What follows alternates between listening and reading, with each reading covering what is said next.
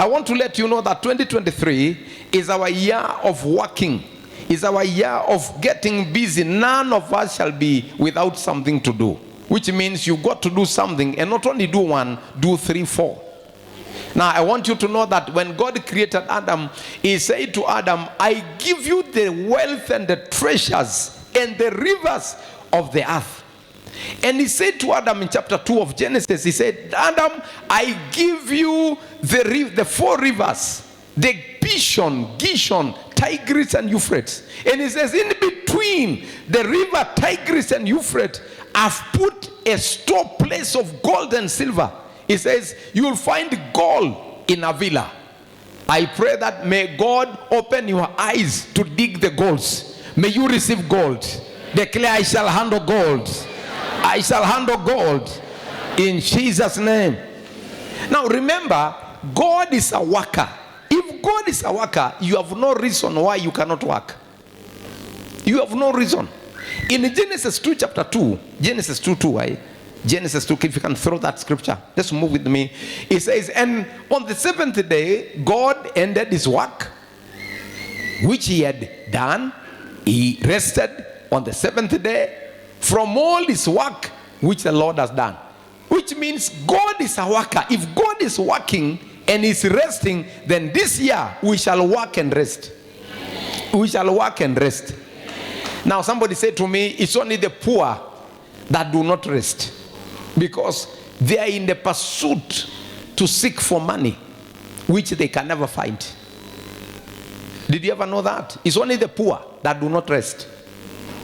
Ukienda watu wengine hata wanafunga na wanaenda kulala, lakini mtu maskini hafungi, anatafuta, achoki. Hata kama Waswahili walisema mtafuta achoki, akichoka amepata. Si hata upate uache kwa kusunguka. Bwana siwe sana. Mwaka huu, sema mwaka huu nitabarikiwa mpaka nishangae.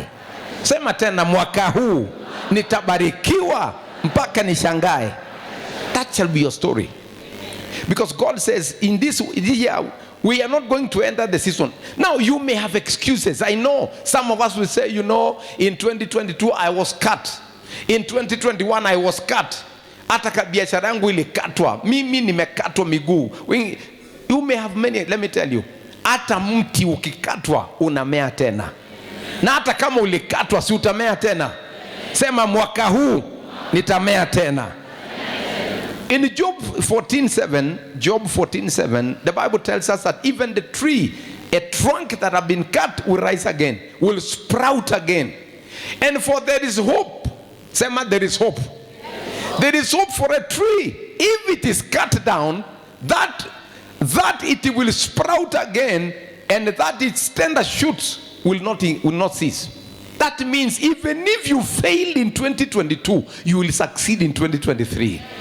If your money was stolen, okay, it is gone. But let me tell you, you will still progress in 2023. You will not die, but you shall live. I know some of us will say, you know, I've been working hard and nothing is coming. I feel like I should give up. It is not time to quit. Tell your neighbor, 2023 is not for quitters. Can I say, tell him again, neighbor, 2023 is not for quitters. You will not quit, but you will succeed. You cannot quit 2023. It's a season to receive. Oh, nimechoka na indoa. I'm going to, let me tell you, it's now time to hold it faster and stronger. Why? We are going somewhere. Tell your neighbor, I'm going somewhere. In the name of Jesus. You may say like Peter in Luke 5:5. You may say like Peter, I said, Lord, when Jesus said, Peter, launch into the deep and cast down your nets. Peter gave an excuse. Begin from verses 4. Let me show you from verses 4. Again, remind you, because we have been in this scripture for the whole year. Go back, verse 4. Go back, yes. And when he had stopped speaking, he said to Simon Peter, launch out into the deep and let down the nets. Launch out into the deep and let down the net. But in verses 5, Peter gave an excuse. He said, but Simon answered and said to him, Master, we have toiled the whole night and caught nothing. Nevertheless, at your word I shall go, I shall at your word. There's something that you need to understand. When Jesus gives you the word of the season, it does not matter how much problems you have been through. The word guarantees success. Now Peter gave an excuse that, Lord, I have toiled. We have toiled. We have tried 2022, nothing works. I have struggled all my life. I've begun things that failed. But let me tell you, 2023, you shall not fail. 2023, you shall not fail. He said, but at your word, I shall lower down the net. In Matthew chapter 7, verses 24, the Bible says, when you put the word of God into practice, it is like a person building a story house on the sand. When the rain comes and beat the house, it shall not fall. Why? It is founded on the word. I pray, found or build your life this year in the word of God. Build your life this year with the word of God. Now, it is important for you to also to understand that 2023 is our year of recovery. In 1 Samuel 30 verses 8, God said to David, go and pursue your business, pursue your career, pursue your gifting. Keep the scriptures. Pursue whatever you are doing and you shall recover. He said, and those who are with verses 8, kindly, verses 8. He says, so David inquired of the Lord, saying, shall I pursue the troops? Shall I overtake them? And he answered to him and said, pursue, for you shall surely overtake them, and without fail I shall recover.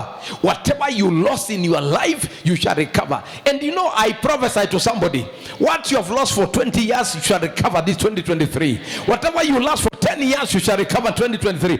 Am I speaking to somebody? I hear the Lord saying, there is somebody here who have lost much and you have been crying, but the Lord says, 2023, you shall recover. In a million, you shall recover. The millions you lost, you shall recover. The job you lost, you shall recover. The money, the land you lost, you shall recover. Declare, I shall recover. I shall recover. 2023 is our year of recovery. So whatever was lost, don't give excuses like Peter. You just declare, Lord, at the word of the season, I shall dig the wells. I shall possess the wells of my father, and I shall be successful. You shall succeed. Even if the gods of your village said you cannot succeed, tell them, I will succeed in 2023. In the book of Joel chapter 2 verses 25, the Bible says, and God said, because of the drought and the locusts. Do you remember that Kenya has gone through the locust season, corona season, drought season? Now we are still, and we are believing that God, the drought, this drought will come to an end. And he said, so I will restore to you. I will restore to you the years that the swarming locusts have eaten. The crawling locusts, consuming locusts, a chewing locust, my great army that I've sent. Because God, see, it's not that God does not know what's happening in Kenya or in the world today. There are disasters that are monotonous, to the point that the scientists are saying it's because we have depleted the ozone layer.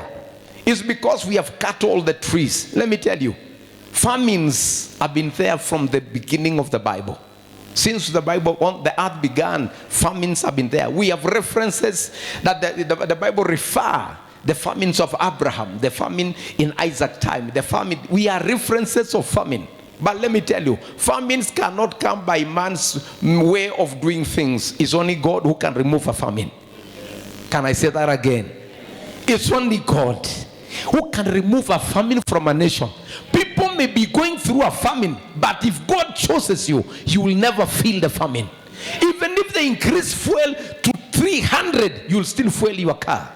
Even if they say there's no food, you still eat and be satisfied. Now look at verses 26. Go to 26. Joel 2:26. He said, read with me. This is your prophetic season. Declare with me. You shall eat in plenty and be satisfied, and praise the name of the Lord your God, for he has dealt wondrously with you, and my people declare 2023, I shall eat until I'm satisfied, and I shall not be ashamed. Declare again, 2023, I shall eat and be satisfied, and I shall not be ashamed. 2023 shall be your season, that this season you shall not lack, that the Lord shall make provision for your life supernaturally in Jesus' name, to those that love the Lord. Now therefore, in Proverbs 23:18, the Bible says, there is surely a future hope for you, and your hope cannot be cut off. Read with me. For surely there is a, here give us from NIV translation. I think that brings better. NIV translation. Read again. Surely there is surely a future hope for you, and your hope cannot be cut off. So your hope, every one of us has a hope. It cannot be cut off. No matter the agenda, no matter the powers that operate, your hope shall not be destroyed. But God shall establish that hope, that 2023 you are going to succeed.